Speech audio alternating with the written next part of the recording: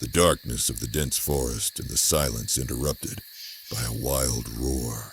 The Beast of Gevaudan terrified the inhabitants of France. But who or what was it really?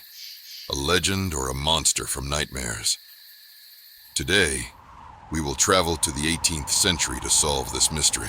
Watch until the end, because at the end, I will reveal one of the most unexpected versions. In the meantime, subscribe so as not to miss other mysterious stories. The Beast of Gevaudan is the nickname of a wolf-like creature, a man-eating beast that terrorized the French province of Gevaudan, now the Lozère department. Namely, a village in the Margerade Mountains in the south of France, on the border of the historical regions of Auvergne and Languedoc from 1764 to 1767. Over the course of 4 years, up to 250 attacks on people were committed, 119 of which ended in death. The destruction of the beast was announced several times, and the debate about its nature did not end even after the attacks ceased. The story of the Beast of Gevaudan is considered one of the most famous mysteries of France. The Beast of Gevaudan was described by eyewitnesses as a predator similar to a wolf, but the size of a cow, with a very broad chest, a long flexible tail with a tassel at the end, like a lion, an elongated muzzle like a greyhound, with small pointed ears and large fangs protruding from the mouth. The beast's fur was, according to most eyewitnesses, yellowish red, but along the ridge on its back, it had an unusual strip of dark fur. Sometimes there was talk of large, dark spots on the back and sides. It is worth noting that such a description almost completely corresponds to the description of the hyena predator. With the exception of its size, the beast's tactics were atypical for a predator. It primarily aimed at the head, tearing the face, and did not try, like ordinary predators, to bite through the throat or limbs. Usually it knocked the victim to the ground with a swift throw. But later it mastered another tactic. Approaching in a horizontal position, it reared up in front of the victim and struck with its front paws. It often left its victims decapitated. The beast clearly preferred to prey on people to livestock. In cases where the victim was near a herd of cows, goats, or sheep, the beast attacked the shepherd, not paying attention to the animals. The beast's usual victims were women or children, working alone or even in pairs and not carrying weapons. The number of attacks made many people think that they were dealing not with one beast, but with a whole pack. Some witnesses noted that the beast's companion was a similar animal, adult or young. In some sources, one could find a mention of a person being seen near the beast once or twice, which led some to assume that the beast was trained to attack people. The beast never fell into traps and snares, ignored poisoned bait, scattered in abundance in the forest, and for 3 years successfully evaded raids organized for it. All this testified to the fact that the Beast of Gevaudan was not at all a mad predator. It was distinguished by an exceptional intelligence for a wolf, which instilled in ignorant peasants the confidence that they were dealing with a werewolf, a person capable of turning into a wolf. The first victim of the beast was 14-year-old Jean Boulet, killed on June 30th, 1764 near the village of Ubac, not far from Langon. In August, 2 more children were killed by it, a girl and a boy. During September, the beast took the lives of 5 more children. By the end of October, the number of victims reached 11. Then the beast disappeared for a month, which was due to its serious injury by 2 hunters.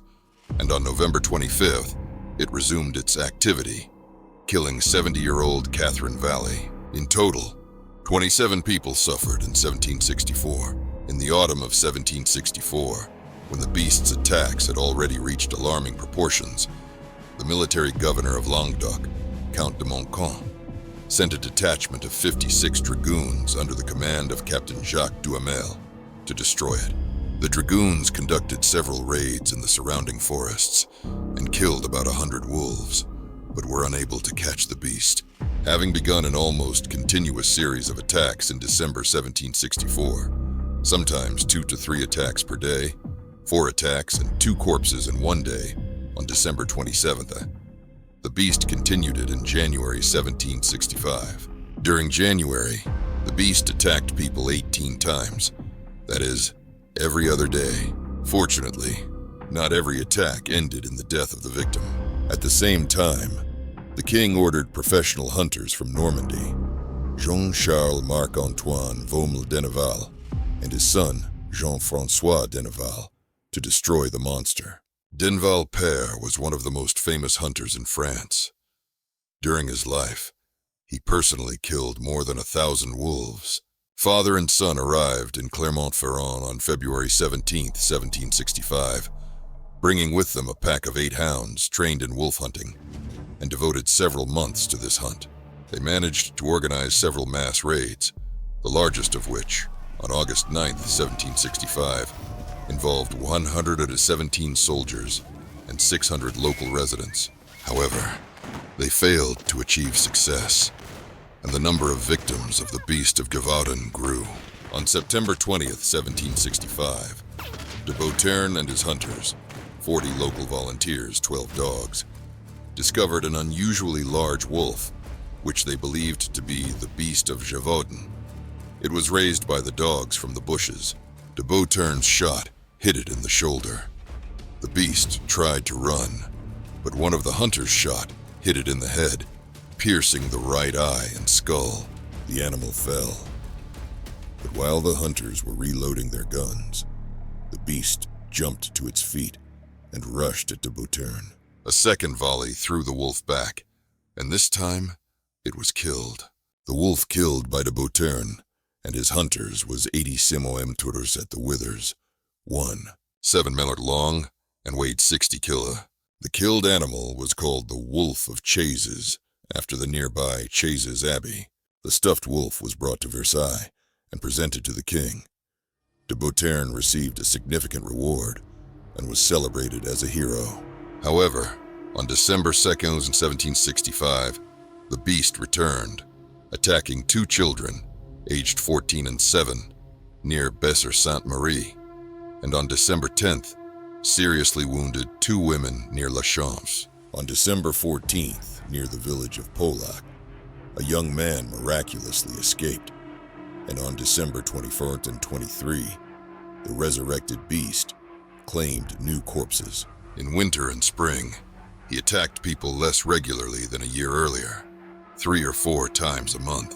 However, in the summer, the Beast of Gevaudan's appetites grew more intense, and the attacks became more frequent until November 1st, when, having killed 12-year-old Jean-Pierre Ollier near the village of Souchères, the beast suddenly disappeared again, all the more unexpectedly because there was no particularly large hunt for it at that time, and, unlike the previous year, the hunters did not kill particularly large wolves.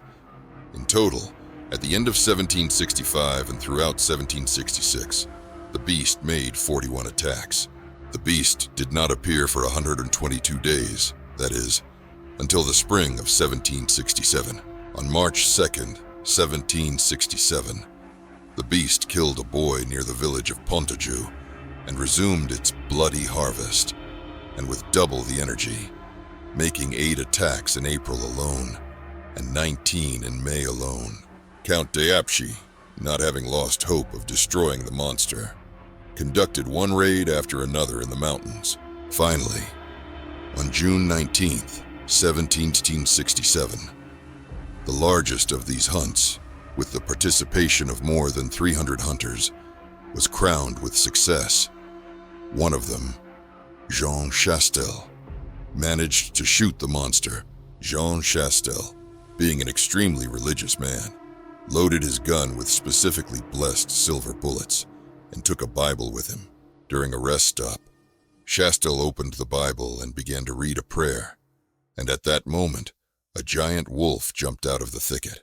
It stopped in front of Chastel and looked at him, and at that moment, Chastel fired point blank, then reloaded his gun and fired again. 2 silver bullets hit the target. The wolf was killed outright. Thus, official documents of that time testify to 230 attacks, including 51 cases of mutilation and 123 deaths. Due to the accuracy and preservation of church parish registers, this figure can be considered final. Other sources increase the number of attacks to 306. After the autopsy, the remains of the forearm of a little girl who had died the day before were found in the stomach of the beast. Therefore, the beast was a man-eater. Thus, it can be assumed with a fair degree of certainty that the animal killed by Jean Chastel was the very same Beast of Gevaudan. Some theories draw attention to the extremely unusual appearance of the beast for a wolf and suggest that it is a representative of another species. For example, a hyena, extremely exotic for Europe. There are two species of hyena that attack humans, although very rarely. The striped hyena, found in Africa, the Middle East, and Pakistan, and the larger African spotted hyena, the latter of which can grow up to 1 kon, 3 mm in length, and stand up to 80 cm at the shoulder. When attacking humans, hyenas do prefer to bite their victims in the face, like the Beast of Gevaudan. However, hyenas are poor jumpers and do not have the light, even trot that was attributed to the beast. Perhaps the beast was a particularly large hybrid of a wolf and a dog. Such creatures are often born from matings between wild wolves and domestic, feral dogs. Hybrids, unlike their wolf parent, are not afraid of people and may well attack a person.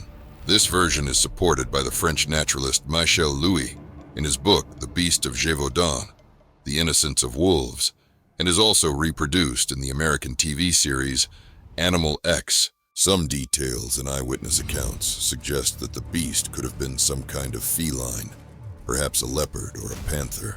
According to eyewitnesses, the beast had a long tail, ran easily and gracefully, jumped on its prey, grabbing its face or neck with its mouth, and tore with the claws of its front paws. These traits are characteristic only of large cats and are completely uncharacteristic of canines or hyenas. In the context of the myths associated with the Beast of Gevaudan, the figure of Antoine Chastel, the youngest son of Jean Chastel, attracts special attention. Antoine Chastel was a very unusual person for the French wilderness. He traveled a lot, was captured by Algerian pirates, spent many years in Africa among the Berber natives, and adopted their habits. Antoine lived separately from his family, in a house built in a deserted place on Mont Mouchet, and kept many dogs. Acquaintances noted that he had a great talent for training animals. When Lieutenant de Beauterne was combing the forests in search of the Beast of Gevaudan in the late summer and early autumn of 1765, he encountered Jean Chastel and his 2 sons, Pierre and Antoine. They, like many other local hunters, also hoped to destroy the beast. An ugly quarrel arose between the younger Chastels, which turned into a fight. An irritated de Beauterne ordered the arrest of all 3 Chastels, including Jean himself. They were sent to prison in Suget and spent several months there. Strangely, soon after this, the attacks of the beast ceased.